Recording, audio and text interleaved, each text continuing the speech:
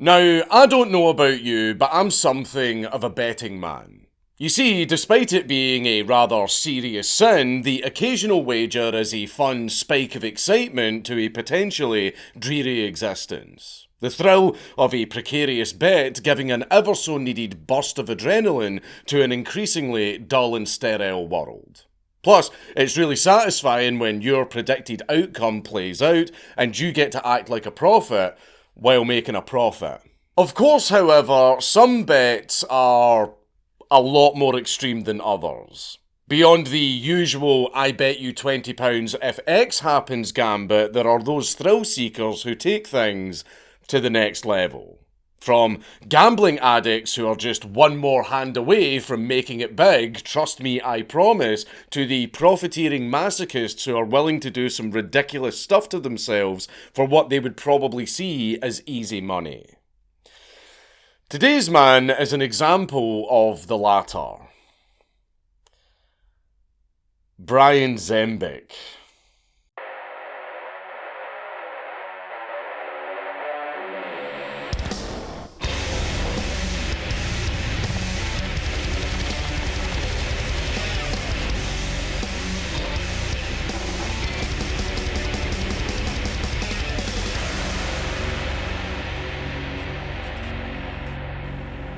Please leave a like and a comment on this video because it really helps me in the algorithm.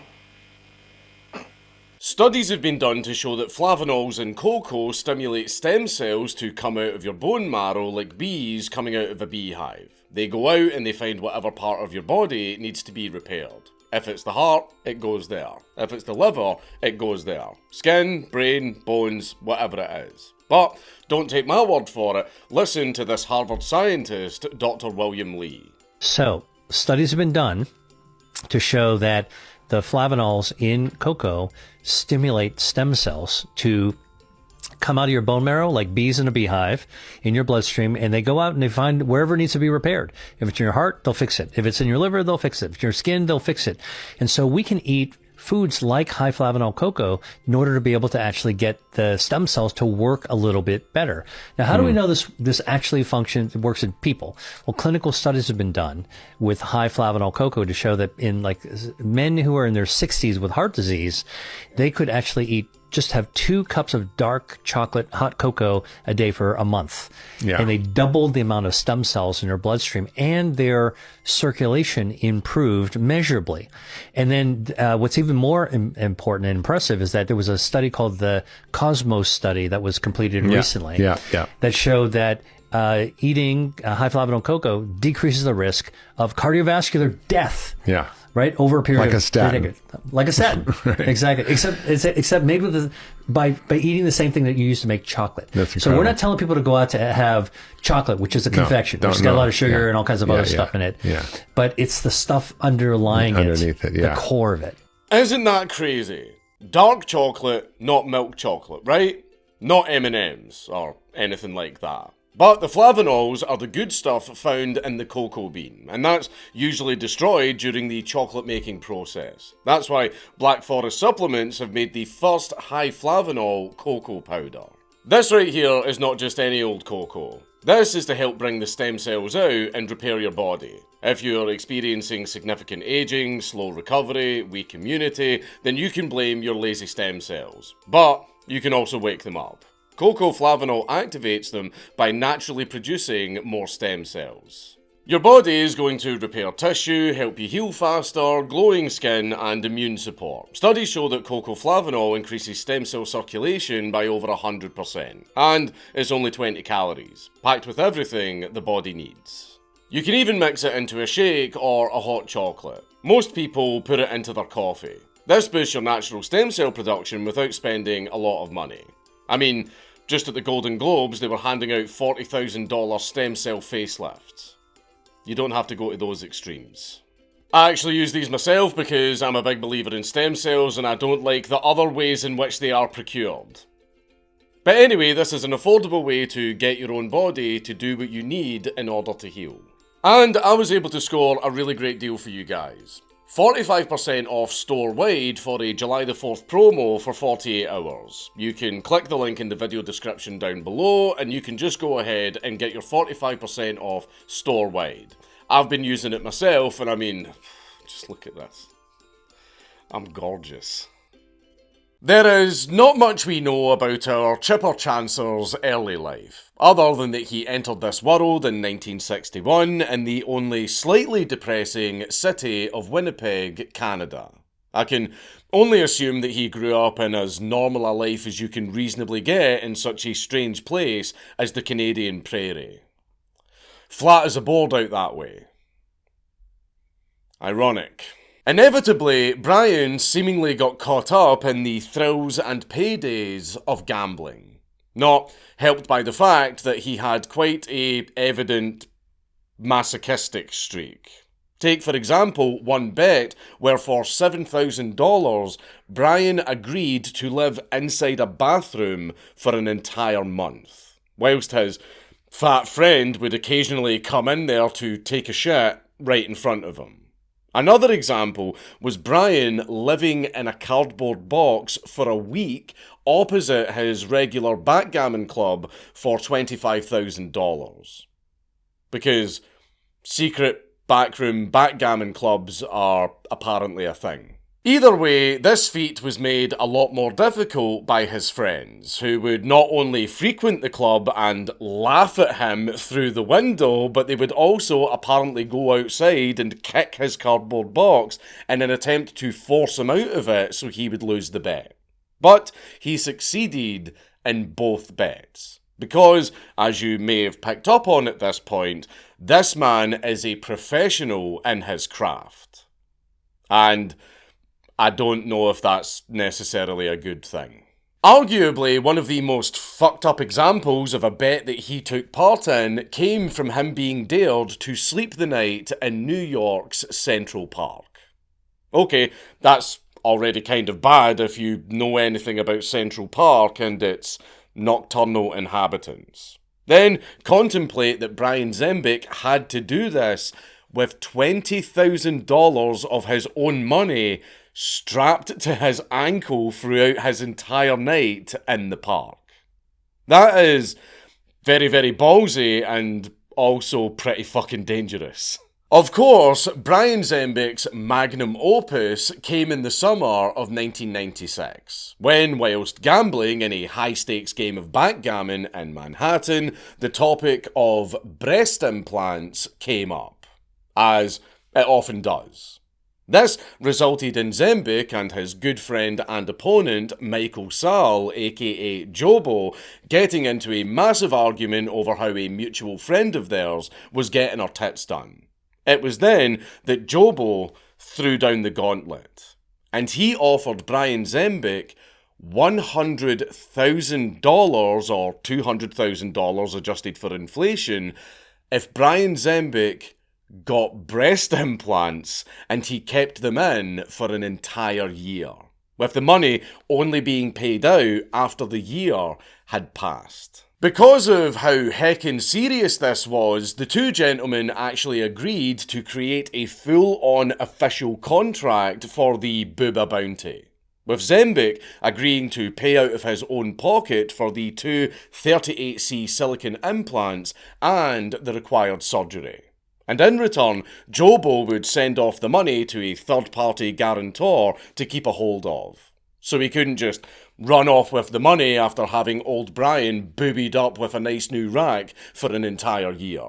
Now, initially, within a few months of this contract being hashed out and signed, Brian didn't follow through, due to him losing an absolute fuck ton of money on the stock market like an absolute fanny due to trusting the financial advice of a colleague who was literally known as Fat Steve.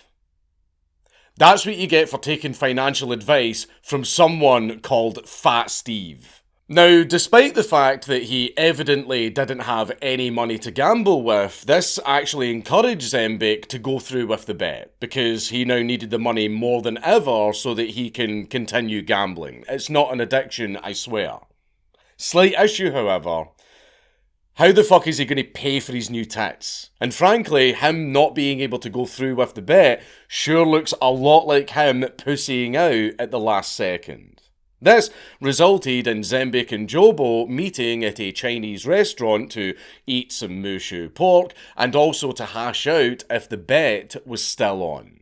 This little meeting was unironically referred to as the Titty Tribunal. And the results were in.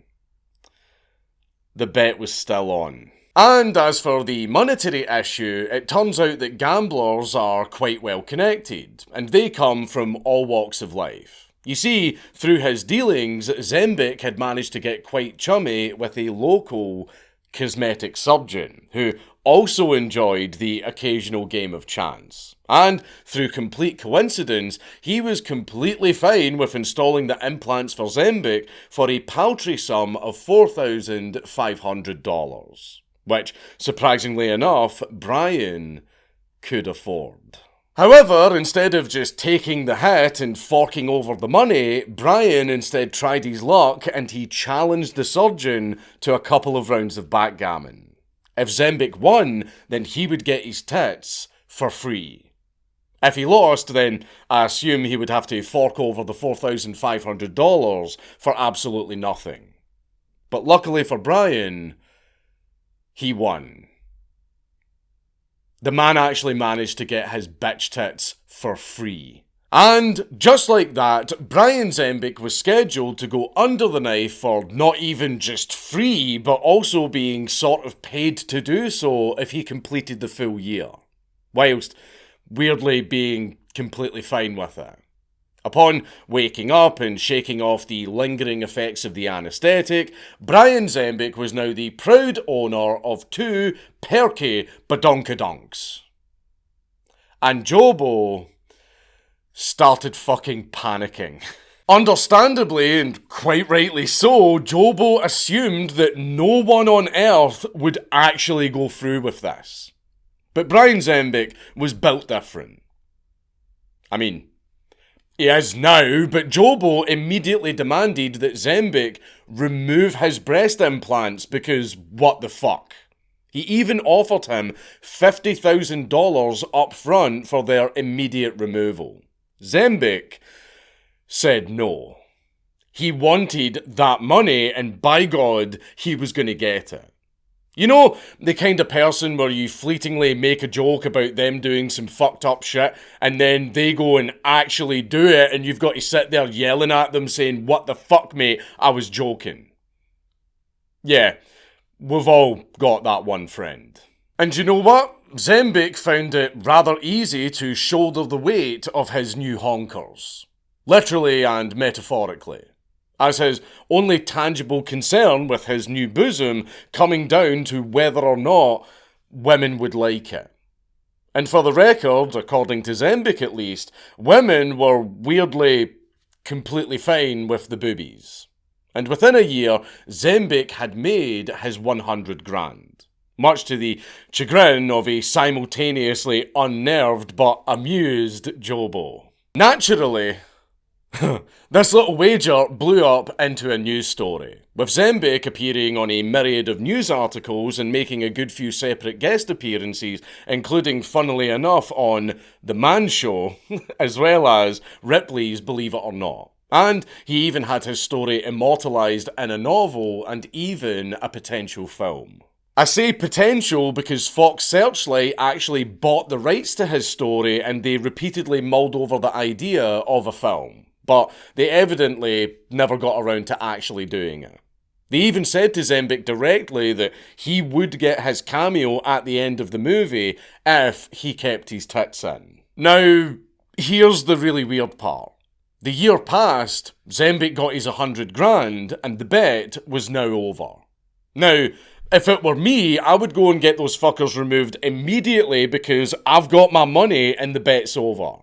I mean, I would never ever agree to any of that shit in the first place because fucking gay and weird, but that's not the point. What Zembic did instead was he kept his tits. This bet happened in 1996 and Brian Zembic still has his tits to this day. And despite being 65 and turning into a full-on raisin, there's still some perky things, so, I mean, you've got to hand it to him. And Zembic obviously kept doing bets after his boob job, including one occasion where he challenged professional ping pong player Doyle Brunson to a match for a grand prize of $14,000. Despite his jelly jigglers getting in the way of his swing, he actually managed to win the match, presumably humiliating poor Brunson back into retirement after being beaten by Mr. Milkers. And yes, that is actually Brian. He has a YouTube channel where he shows off mainly his newfound forte, magicianship, alongside a swathe of content that is endearingly still old YouTube. Incredibly wholesome. But sadly, he's not uploaded in a couple of years, and I hope he's okay, because I want to know what other pop culture icons he can contort his hand shadows into. All in all, despite the inherent discomfort that I felt all the way through researching this video, I can't help but come away with the conclusion that Brian Zembic is just a cool guy and a goofy little goober. Sure, he has big tits and he lived in a toilet for a month, but goddammit, he's charmed me. Still fucking weird though. It's Count Dankula on YouTube! Everybody just subscribe!